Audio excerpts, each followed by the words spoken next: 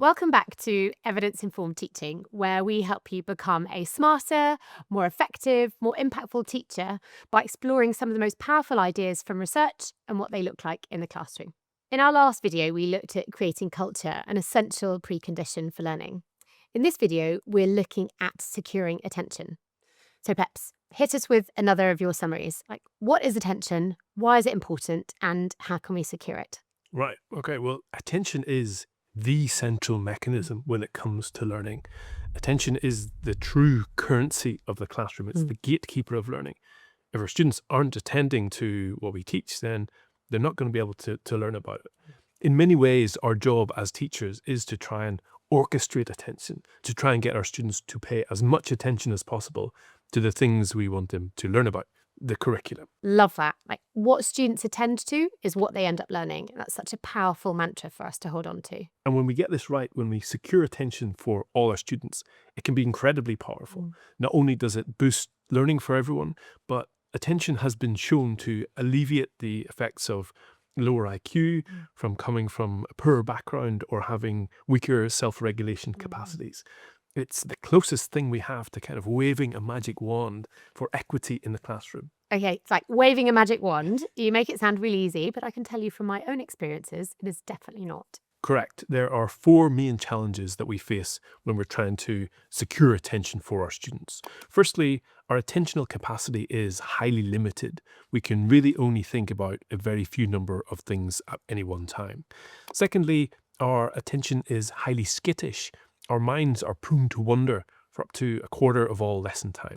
Thirdly, attention is invisible. Unless we do things to make it visible, it's very hard to tell what our students are attending to. And finally, the things we teach in school aren't natural magnets for attention, which is part of the reason why schools exist in the first place. And these challenges help us to understand why, unless we actively direct and keep student attention, there's a good chance they might not end up focusing on the things that will help them to learn, and that we might not even be aware of that. So how do we tackle these challenges as teachers? There are three things that we can do. We can cue attention, we can minimize distractions, and we can generate success. Okay, let's dive into the first strategy, which is about cueing attention. We, as teachers, ideally need to be highly proactive in how we direct, harness, and keep student attention. There are three main strategies we can use to help us with this. The first is about using our voices and our bodies effectively to kind of direct or cue attention. These tools have way more power than we tend to think. So here we're talking about using like varying our tone or cadence or volume, the way in which we use like gesture or repetition or Repetition. like strategic pauses. Even where we position ourselves in the room and how we exploit storytelling can all have an impact on how well we secure students' attention. The second strategy entails helping students to use what Doug Lemov calls habits of attention. These are things like sitting up straight, keeping your hands free, or tracking the speaker.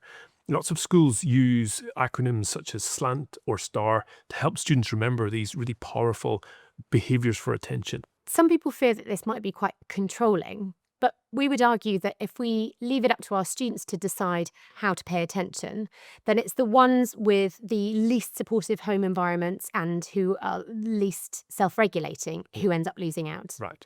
And so if we deliver these routines with the warmth that we talked about in Module 1, we ensure that all of our students get the best possible deal. And then the third thing that we can do is to use techniques to reduce mind wandering in class. Now, mind wandering is a completely natural thing, but it's not particularly helpful for teaching. And so what we want to do is to use lots of techniques to reduce mind wandering, such as regular choral response, lots of paired talk, and even lots of questioning. As a general rule, our students end up being more engaged if they think they have to participate. And as a bonus, when students have to articulate their ideas, it helps them to learn even more effectively.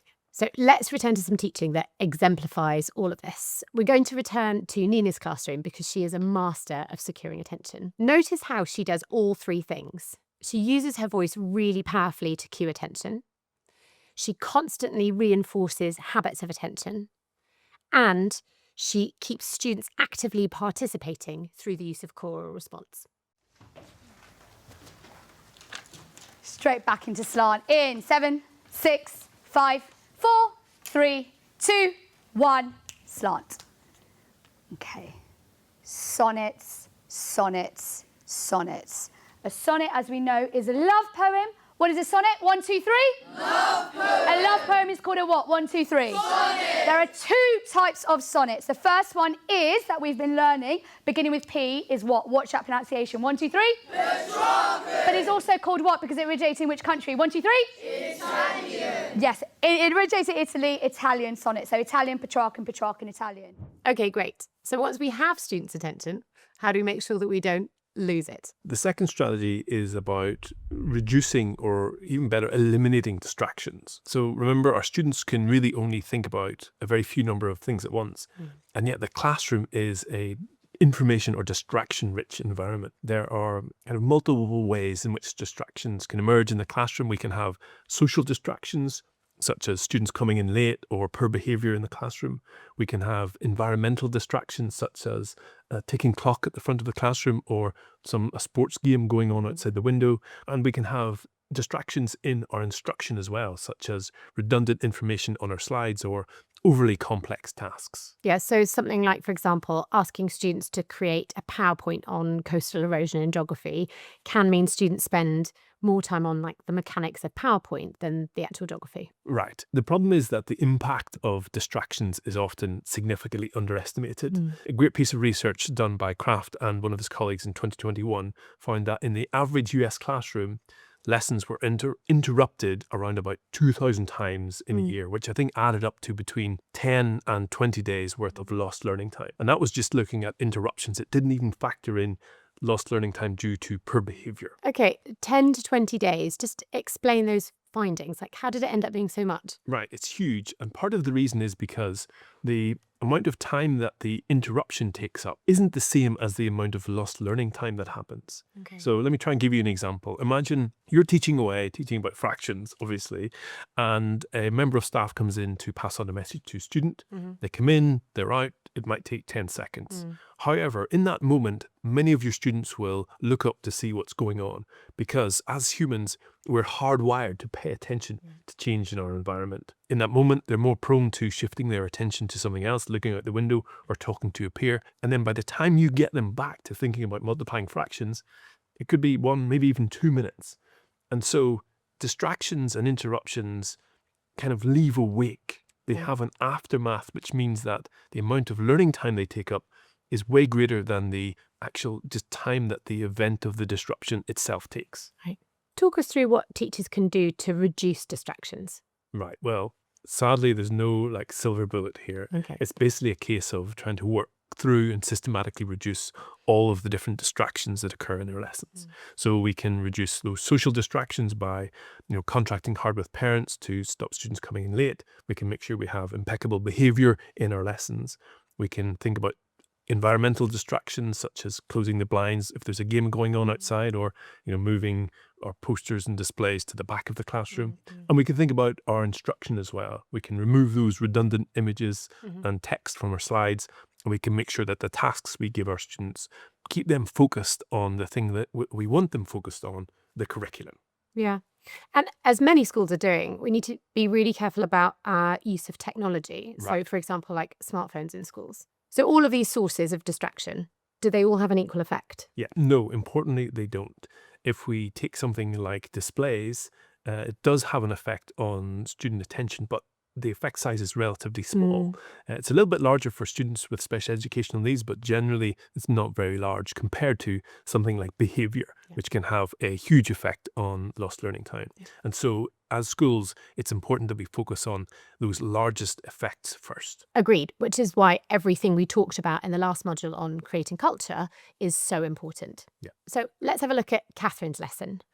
Notice how she manages environmental distractions to make sure all students are paying attention to the learning. Fantastic. Okay, whiteboards down for me, please. Garda, in a big loud voice, could you read your response?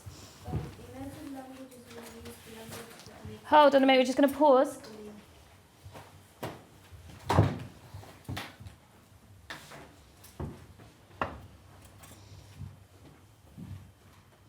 And going again, please, Garda. Let's also look at how Lisa manages instructional distractions. Notice how the simple design of her slide helps students to attend to the right things. Connected to. I've given you some sentence starters here for you to use with your partner and some key words that you need to use as well. So turn and tell your partner, 3, 2, 1, go.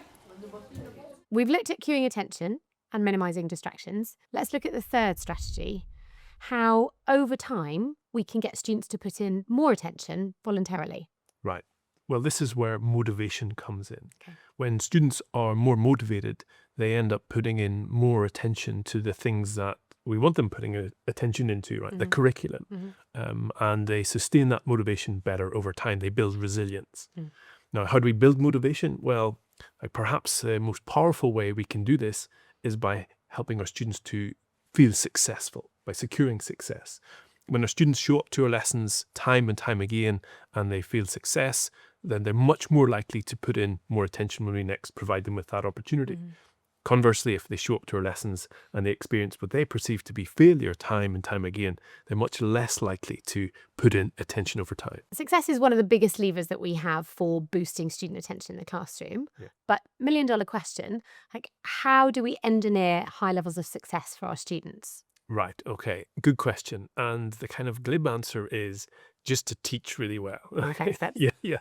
Which, is all of the stuff that we're doing in this course. Yeah. Great, right? Yeah. But there's also more we can do because success is highly subjective. One person's view of success isn't necessarily shared by someone else. For example, you might teach a lesson you think is awesome. Your students are all making progress. They might be making mistakes, but they're learning lots. They're asking you lots of questions and even helping each other. You finish the lesson, give yourself a pat on the back. Awesome. However, some students in your class might have a different view of success. For them, it might mean getting all the questions done first time, beating their peers and not having to ask for help. And as a result, that could then be problematic for them, feeling success and building motivation. And so it's also important for us to frame success and communicate really clearly to our students like what success looks like in the classroom. And that begins with us getting clarity ourselves alongside our colleagues. Exactly. When students accumulate success across multiple topics, across multiple subjects, not only do they end up believing that they're good at those subjects, but they start to believe that they're good at learning itself. They adopt a kind of a scholarly identity, one of self-belief. And this scholarly identity is hugely powerful because they'll be more up for taking on challenging tasks, more resilient to making mistakes, and overall will put in more attention to their learning. Building a scholarly identity is one of the most powerful gifts we can give our students. I love that last part. This shift in scholarly identity is one of the greatest gifts that we can give our students. Love it. Let's look at Pratesh again. Notice how he constantly frames the work as a challenge so that when his students get it, and he makes sure that they do, they feel even more confident in their abilities as scientists and learners. Let's see if you can apply that to this tricky example here. First thing I want you to do is talk to your partners about what the electron configuration is for magnesium and for oxygen, and then what happens during this chemical reaction, and why is it slightly different to this one. Who thinks they're ready to answer this? Okay, go. So as we can see here, magnesium has a total of 2 electrons on the outer shell, and oxygen has... Okay, 3, 2, 1, hands up. If you've got this, you are thinking like a GCSE student. This is very impressive. Straighten those arms up, team. Show me you're ready. Let's go to Hamza. Once the two electrons have been transferred from the magnesium atom to the oxygen atom, it will create, because the electronic configuration of magnesium is 282. Once those 2 electrons are transferred, it will be the electronic configuration will be 28. Pause there. Smashing stuff so far. Merit for Hamza. What else? You can finish that off. What about the oxygen? Go on, Heba. It's 2,6, and when it gets 2 electrons transferred to it, it will be 2,8. Therefore, it will be stable at the end, sir. Because it has? 4 outer shells, sir. Smashed it. Merit for you. So, in summary, attention is the basis of learning. What students attend to is what they'll end up learning. And we can secure attention by firstly cueing attention, using our voice and our bodies, and building habits of attention. We can minimise distractions, social, environmental, instructional. And we can generate success. We can teach students well and frame success for our learners. That's it for this video. Remember, you can keep learning about securing attention through the explainer, and remember to jump to the reflection when you're ready to start action planning your next steps for your practice. See you next time.